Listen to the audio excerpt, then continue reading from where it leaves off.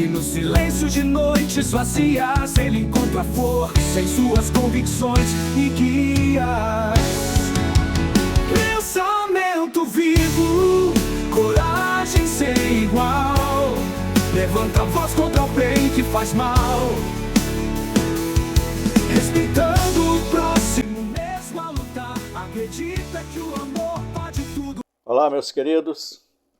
É um grande prazer poder estar aqui falando com vocês mais uma vez no nosso canal Pensamento Vivo.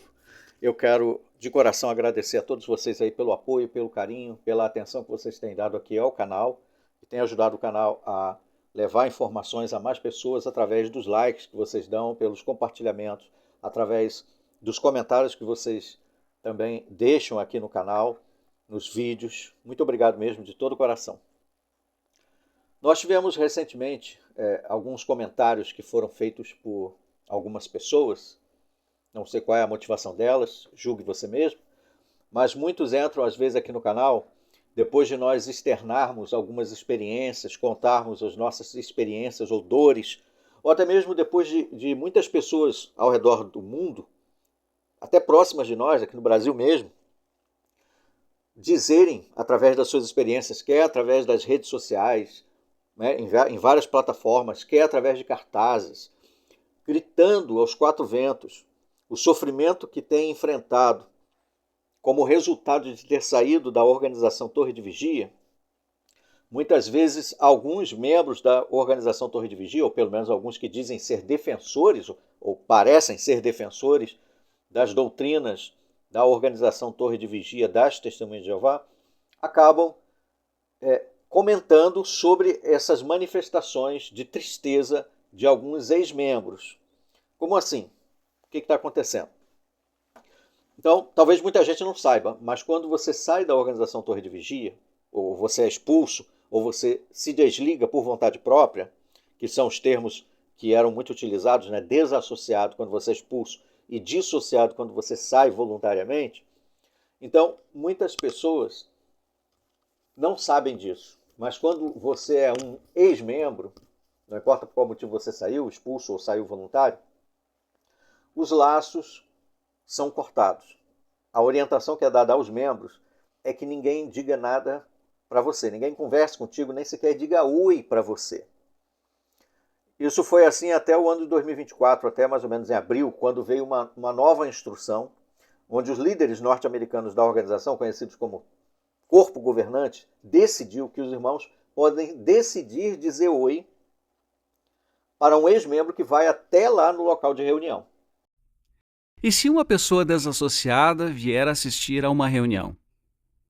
Atualmente, nós não cumprimentamos alguém que foi removido da congregação. Mas o corpo governante decidiu que os publicadores podem usar sua consciência treinada pela Bíblia para decidir se vão ou não dar um breve cumprimento de boas-vindas ao desassociado que vier assistir a uma reunião. Oi, que bom te ver aqui. Obrigada. É verdade que não vamos ter uma conversa longa com a pessoa ou participar de atividades sociais com ela, mas não precisamos ignorá-la totalmente. Somente nessa circunstância, ele pode dizer no máximo: olá, que bom te ver aqui. Acabou. Passa a ignorá-lo, né, a partir daí. Então muitas pessoas talvez não saibam que esse tipo de doutrina, de ensinamento, de cultura é desenvolvido no âmbito da organização Torre de Vigia de Bíblias e Tratados. Qual o resultado disso? Pense então em quantas famílias são afetadas por meio desse ensino. Porque dentro das instruções que são dadas, e muita gente não sabe disso, essas instruções incluem os membros da família.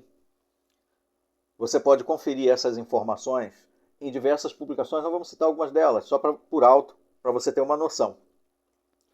No livro Mantenha-se no Amor de Deus, página 207 a 209, dá instruções específicas de como tratar um ex-membro, inclusive um membro da família.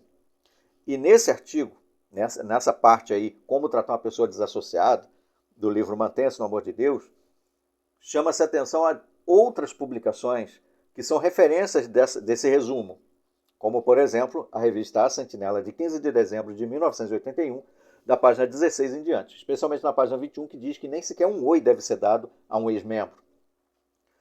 O estudo que começa na página 22 fala sobre quando um parente é desassociado, mostrando ali que deve-se romper os laços com os membros da família. Inclusive, alguns, através de discursos, através de partes em congressos e assembleias, foram ensinados a cortar, a deixar de conversar, ligar, atender o telefonema da própria mãe.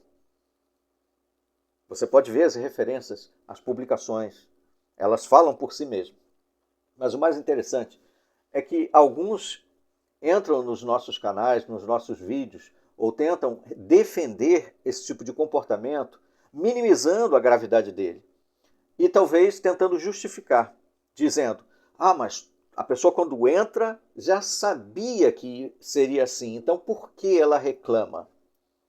Bom, vamos pontuar alguns detalhes a respeito disso, né? Por exemplo, o fato de uma pessoa, ainda que ela soubesse, que não é o caso, né, de 100%, ainda que ela soubesse que determinada coisa vai acontecer, e aquela coisa que vai acontecer é uma coisa errada, vai tornar aquela coisa errada certa. Por exemplo, a pessoa vai fumar, né, ou usar o tabaco. Ela sabe que faz mal para ela. O fato dela saber que isso faz mal para ela não acarreta nenhum prejuízo para ela?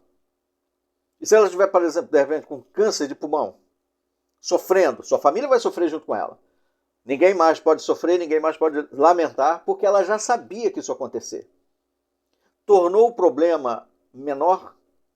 O sofrimento que aquela pessoa vai enfrentar durante todo o percurso, né? Talvez até ela vir a óbito, por causa das consequências do câncer, vão diminuir pelo fato de que ela sabia que isso ia acontecer? Ou uma pessoa que consome, né, talvez, produtos que são proibidos, que fazem mal, né, que distorcem a realidade da pessoa, você deve saber do que estamos falando, para não usar os termos aqui que podem ser sensíveis. Mas imagine, uma pessoa vende aquilo. A pessoa vende aquilo ilegalmente no país. E aí vai lá um indivíduo consumidor e compra aquela mercadoria. Ele sabe que aquilo está errado. Aí as autoridades vêm e capturam o vendedor. O vendedor vai e diz, não, mas eles não podem reclamar. Ninguém pode reclamar do produto que eu vendi porque eles sabiam que ia fazer mal. Tornou legal a ação dele de vender? Não. Ou seja, coisas que são erradas não se tornam corretas só porque as pessoas sabem dos seus resultados. Deu para compreender? Então esse argumento é totalmente inválido, totalmente fútil e insensível. Agora, será que os irmãos realmente sabem? Será que as pessoas que entram para determinadas organizações religiosas sabem mesmo tudo o que acontece lá, quais são os seus procedimentos? Será? Por exemplo, será que os irmãos lá, na época que eu servi como ancião por cerca de 18 anos, quando eu entrei, havia um manual dos anciãos, antes desse aqui, que era o de 1991, esse aqui é o de 2010. Será que os irmãos lá conhecem o conteúdo desses manuais? Agora tem uma versão mais nova chamada a sigla SFL. Todos eles têm esse nome, né? Praticamente, Pastoreio Rebanho de Deus. Será que os irmãos conhecem o conteúdo desses manuais? Qual é a importância desses manuais? Esses manuais servem para ser base de julgamento. São estatutos de julgamento, são a base judicial, onde os anciãos, a autoridade máxima na congregação, vai julgar os irmãos quanto a se eles devem ou não ser expulsos da organização. E como consequência da sua saída da organização, os irmãos vão sofrer, então, todos os resultados de ser um ex-membro. Será que os irmãos conhecem o conteúdo desses manuais? Olha o que diz aqui na página 8 do Manual dos Anciãos mais Novo, o SFL, que é a versão que vem após esse aqui. Na página 8, parágrafo 3 diz: este livro é uma publicação confidencial e é protegido por direitos autorais. Cada ancião pode ter uma cópia dele. Ou seja, é um manual que está restrito apenas aos anciãos. Os membros, chamados publicadores, não têm acesso. Nem mesmo os diáconos têm acesso. Então eles não conhecem o conteúdo dessas publicações. Eles não conhecem os estatutos pelos quais eles serão julgados. Então é honesto dizer que os irmãos realmente já sabiam de tudo? Por exemplo, navegando aqui pelo manual, capítulo 8, que é a parte que fala sobre qualificações. Quais são os requisitos para designar ou remover um ancião ou um servo ministerial, que é o pastor e o diácono.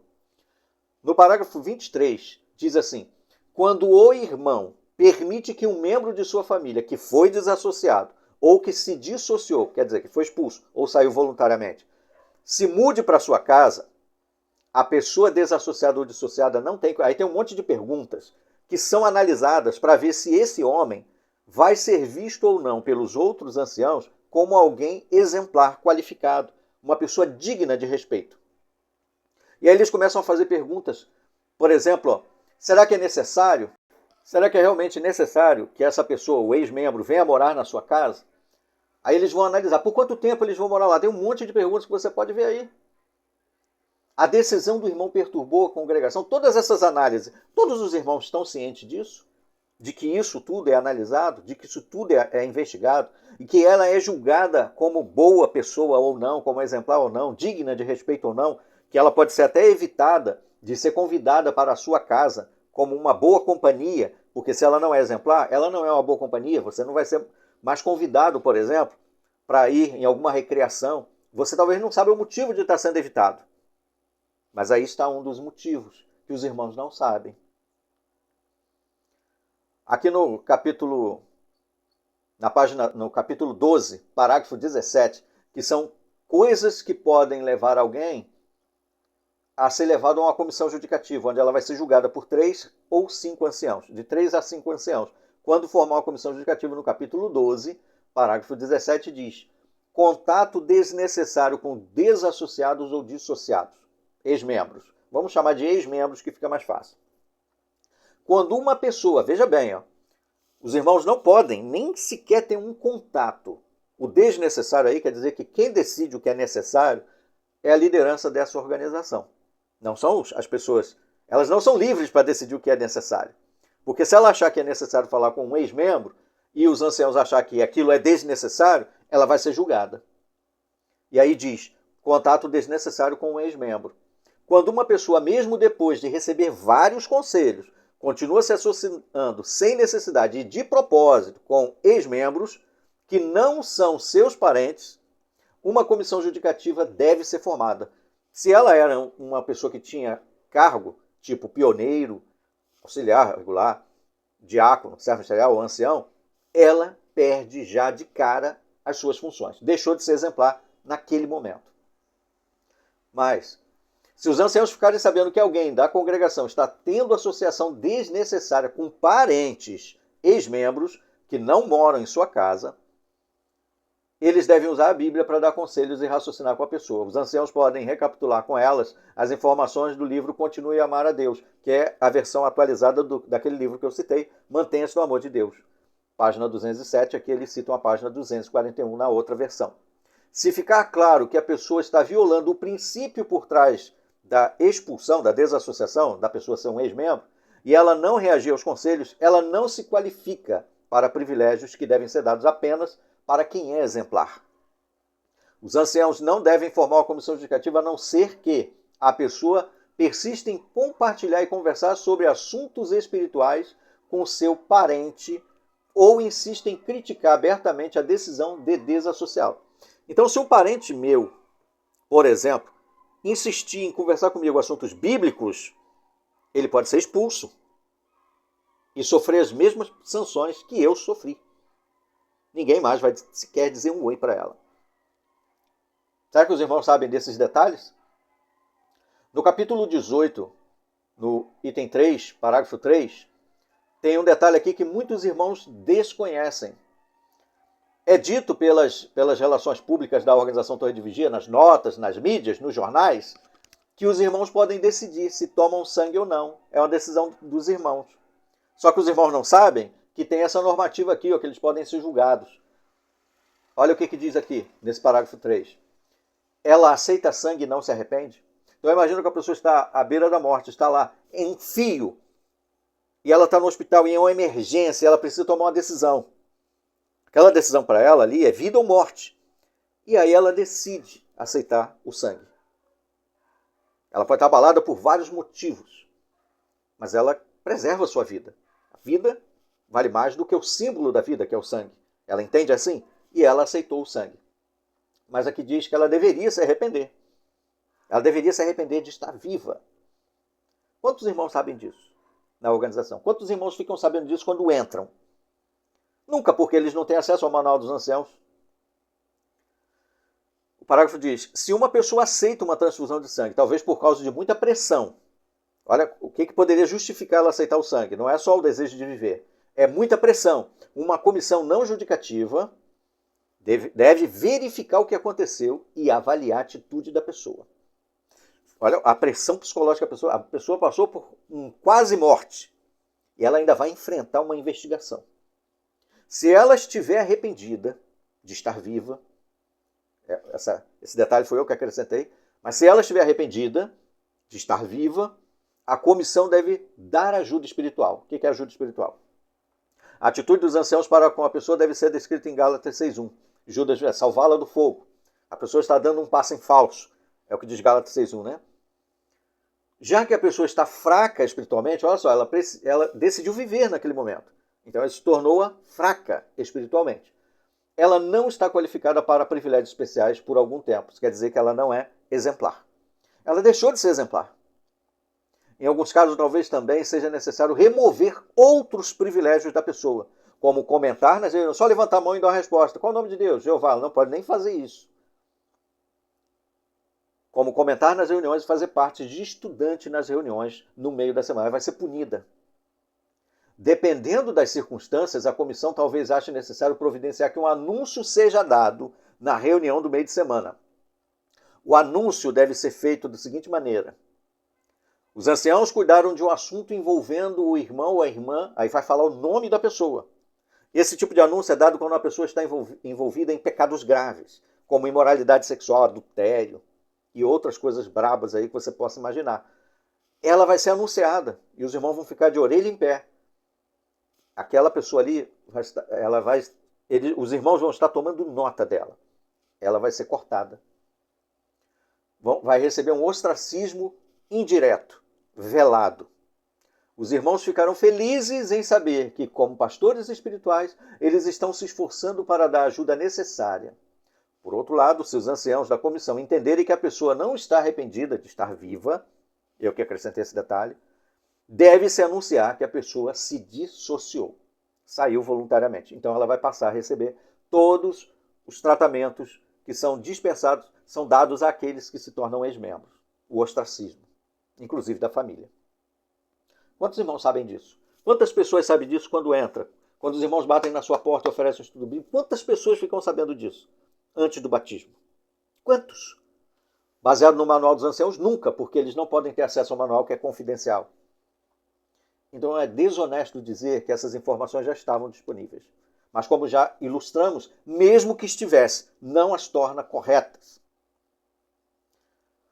E aí o pessoal entra aí nos nossos vídeos, nas nossas postagens, para dizer que nós estamos reclamando, mimimi, ainda brincam, zombam, ainda debocham. Alguns fazem carinha, né, chorinho, ele está chorando, ele não quer mais falar comigo. Debochando e minimizando o sofrimento de mães cujos filhos não atendem mais suas ligações, que eles não podem ver os filhos por anos, nem os seus netos. Muitas avós nem sabiam que tinham netos, porque estão privados de ter contato com seus parentes por conta dessa orientação. Muitos filhos não podem falar com as mães não atendem mais o telefone porque as mães continuam na organização e respeitam a orientação do corpo governante, desprezam seus filhos. E aí o pessoal entra aqui e diz que nós estamos chorando, com dor de cotovelo, zombando do sofrimento das pessoas, mostrando falta de empatia. Olha o que diz então aqui, ó. Por exemplo, vamos pegar a parte de que já sabia que ia acontecer, então por que está reclamando indevidamente, já que, né, sabia. A organização Torre de Vigia diz que é uma organização cristã. E os irmãos dizem que são discípulos de Jesus. E sabem que Jesus ensinou muitas coisas, inclusive que seriam seus discípulos perseguidos. E eles dizem que são os únicos discípulos verdadeiros. Então eles já sabiam que seriam perseguidos. Não é verdade? Nessa revista Sentinela aqui de 15 de julho de 2002, páginas 10 a 11, diz assim: Por vivermos com devoção piedosa em associação com Cristo, sabemos que seremos perseguidos. Temos de perseverar se havemos de provar que amamos a Jeová e desenvolver as qualidades necessárias para obter a salvação. Então os irmãos sofrem perseguições, mas eles já sabiam que isso ia acontecer. Então, por que reclamam? Por que recorrem a tribunais? Por que recorrem ao Supremo Tribunal? Por que pedem ajuda às autoridades superiores quando são perseguidos? Por que estão reclamando do sofrimento? Por que alguém tem que reclamar porque está preso? Porque, segundo ele está obedecendo, é um objetor de consciência. Não, estou preso porque estou obedecendo ao que a Bíblia ensina. Então não reclama. Por que reclamar? Poderíamos zombar desse sofrimento, mas não vamos ser pessoas insensíveis como eles são. Na revista Sentinela de 1º de junho de 1967, página 333, diz assim: sendo que a perseguição é claramente algo que Jeová permite que sobrevenha aos seus servos como prova de integridade, não devemos ficar surpresos quando surge a perseguição de um tipo ou outro. Bom, se é assim, então por que existem as batalhas jurídicas promovidas pela Sociedade Torre de Vigia? Se eles não ficam surpresos e nem deveriam reclamar, já que já sabiam que seriam perseguidos, então por que reclamam? Provas de que reclamam. Vamos lá. A Sentinela de 15 de outubro de 2015. 15 de outubro de 2015.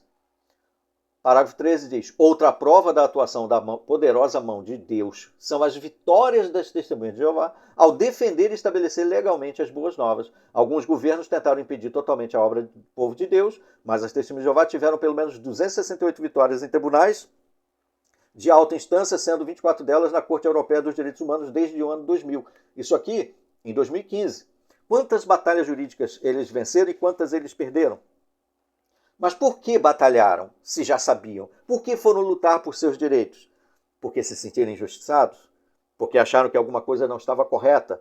Estava violando os seus direitos e liberdades? Tem todo o direito, concordo. Mas não deveriam da mesma forma aplicar o mesmo princípio? Não reclame, já que você já sabia que isso ia acontecer. Não fique choramingando, não vá atrás dos seus direitos, já que você já sabia. Então por que a organização vai atrás dos seus direitos? E os irmãos ainda batem palma, porque é o corpo governante que faz. Quando é o corpo governante, a liderança da organização, aí tudo é certo e é bonito, e é aceitável, é lindo. Mas quando são as outras pessoas lutando pelos seus direitos, querendo ser tratados como seres humanos dignos, aí estão chorando, estão de mimimi. Não deveriam reclamar, não deveriam botar a boca no trombone. Na revista Sentinela de 15 de agosto de 2011, diz assim: um dos destaques do programa, estão falando sobre uma reunião especial que tiveram, foi um simpósio sobre as testemunhas de Jeová na Rússia e suas batalhas jurídicas. E aí eles falam aqui de algumas batalhas jurídicas que tiveram lá na Rússia. Na Sentinela de 15 de julho de 2011, fala: para provar que a proscrição em Moscou era ilegal, então eles entenderam que alguma coisa não estava correta para com eles, em dezembro de 2004, nossos advogados entraram com um recurso na Corte Europeia dos Direitos Humanos. Então veja que a organização, mesmo já sabendo que seria perseguida, que seria odiada pelo mundo de Satanás, ainda assim vai atrás dos seus direitos, briga na justiça, grita, faz protestos. Por que as pessoas, quando se sentem também injustiçadas pela Torre de Vigia, não podem fazer o mesmo? Por que na vez delas, aí é mimimi, é indevido, é perseguição? E aí tem outro exemplo aqui, no anuário de 2008, falando de um caso lá da Geórgia, de 2007.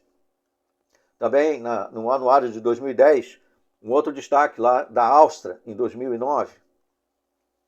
Sobre a falta de empatia dessas pessoas que desprezam o sofrimento dos outros, que minimizam, que tentam justificar o sofrimento de mães, de pessoas idosas que sofrem, de filhos e de pais que estão proibidos de ter contato com seus parentes por causa de uma ordem do corpo governante que pode mudar amanhã, se eles quiserem. Usando os mesmos textos bíblicos, como eles já fizeram várias vezes. No livro, na revista Sentinela 15 de 11 de 1961 diz: o que faz que alguém fira os sentimentos dos outros? Basicamente é a falta de empatia, a incapacidade de se colocar na posição de outra pessoa, a falta de compreensão, de discernimento mental sensitivo, em suma, a falta de amor ao próximo. Isso talvez seja devido à falta de conhecimento dos costumes de um povo ou das circunstâncias a respeito de certa pessoa. Eles não sabem a dor que essas pessoas carregam por anos. Imagine uma mãe que não vê. Lembra do texto de Isaías que fala: pode uma mãe abandonar o seu filho? Jeová disse: nem eu abandonarei você. Até mesmo uma mãe seria capaz de abandonar um filho. Até mesmo uma mãe. Isso na pior das circunstâncias. Uma mãe sem sentimento, fria. Mas Deus diz, eu não abandonei você. Esse texto ressalta, primeiro, o quão raro seria uma mãe desprezar um filho. Seria praticamente impossível, por isso foi colocado nessa situação. Pode uma mãe abandonar o seu filho? Ainda que isso acontecesse, eu não abandonarei você. O amor de Deus está muito acima do que essas pessoas que entram nos nossos canais comentam para desprezar o sofrimento dos outros, falta de empatia, frieza, comportamento robótico, frio, desumano. Ainda mais, a sentinela de 1º de dezembro de 1982, sobre a zombaria que alguns fazem, alguns vídeos fazendo chacotas, né, de forma jocosa, desprezando o sofrimento dos outros, fazendo palhaçada com a dor que outras pessoas sofrem, que perderam famílias, pais que estão longe dos seus filhos, esposa que abandonou e levou seus filhos que eles não veem por décadas. Olha o que diz aqui na Sentinela 1º de 1982. Tais brincadeiras indicam muitas vezes falta de empatia, pois quase que invariavelmente envolvem divertimento às custas do incômodo ou da dor da outra pessoa. Afinal de contas, tanto os jovens como os idosos gostam de ser tratados com devido respeito, não é? A organização Torre de Vigia não gosta de ser respeitada? Os membros não gostam de ter a sua liberdade religiosa respeitada? Então respeita as pessoas, principalmente o sofrimento delas. E pior ainda, esses que entram nos nossos canais, nas nossas postagens, em qualquer plataforma que seja, para defender o corpo governante, a sua organização, são fornicadores espirituais, estão praticando imoralidade sexual em sentido espiritual. E são os seus próprios líderes que dizem isso, porque acima de tudo são rebeldes, são pessoas hipócritas. Por quê?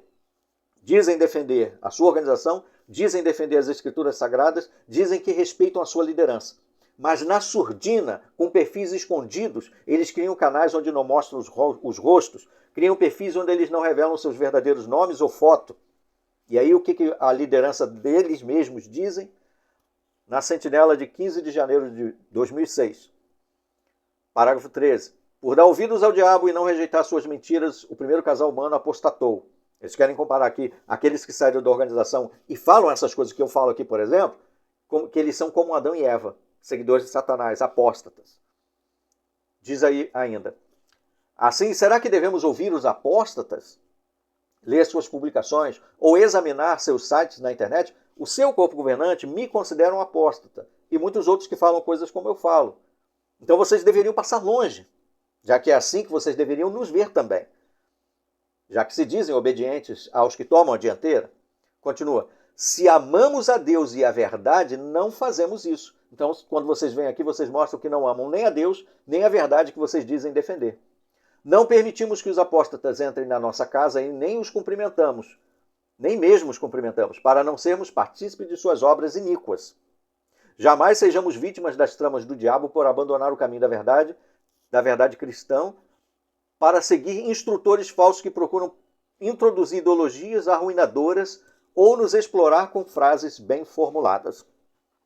O corpo governante acabou de fazer uma descrição deles mesmos aqui, só que eles estão aplicando a nós, que viemos aqui, como eu venho aqui, alertar sobre a desumanidade desse tipo de comportamento.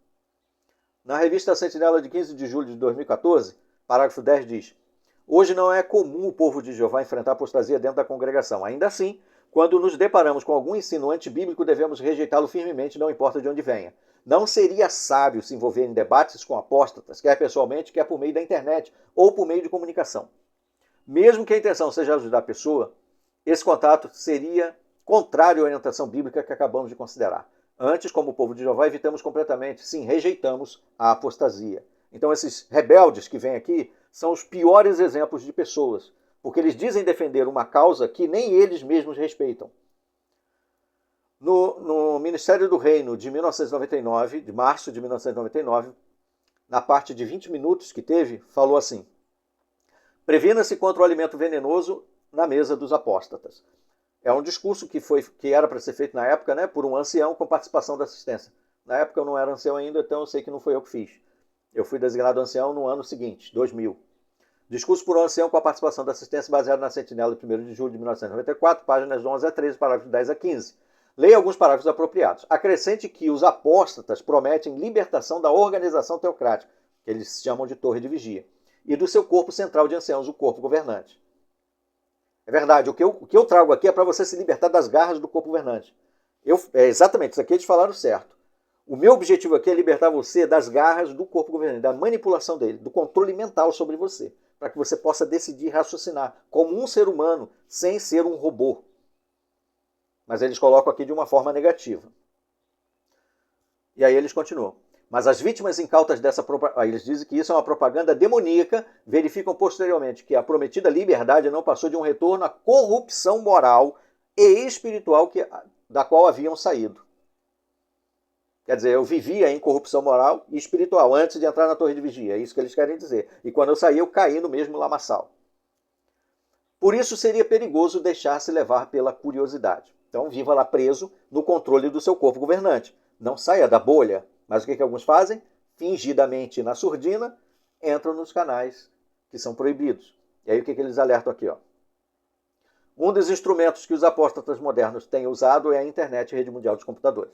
Com a mesma astúcia empregada pela serpente para desencaminhar Eva, eles se valem do encanto dessa chamada superrodovia de informação. Desperta nos usuários para que essa chamada superrodovia de informação desperta nos usuários para espalhar mentiras rotuladas de informações. Mas os conselhos de Jeová de evitar qualquer contato com os apóstatas, leia-se que o contato no caso, conselhos de Jeová, conselhos do corpo governante. Ele não quer que você saiba a verdade sobre eles. Mas os conselhos de Jeová de evitar qualquer contato com os apóstolos certamente se aplicam também às mensagens deles da internet.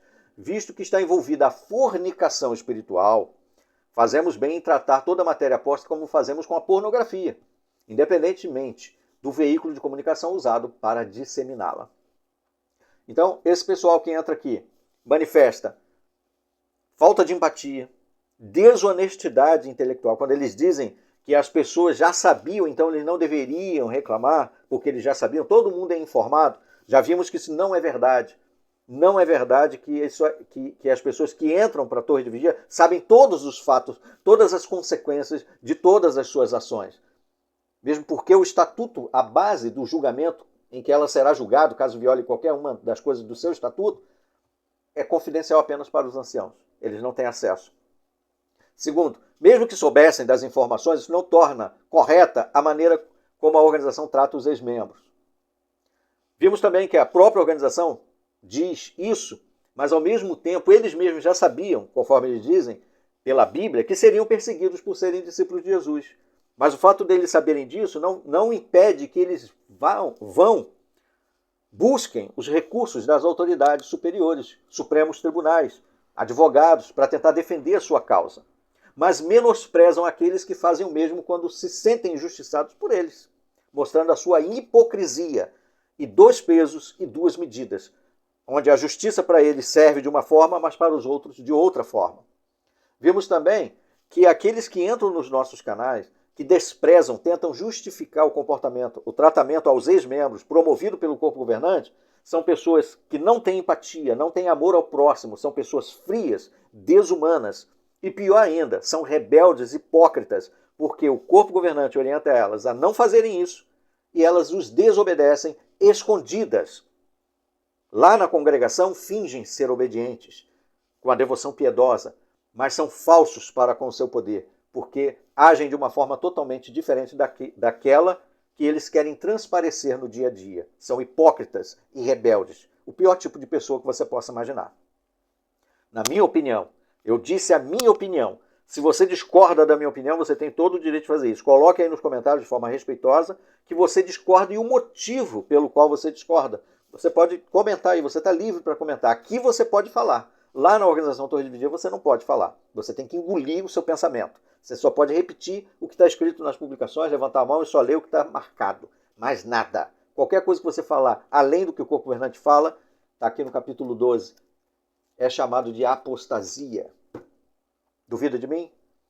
Prove o contrário.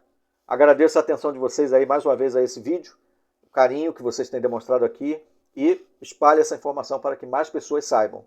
Muito obrigado, até os nossos próximos vídeos. Até lá!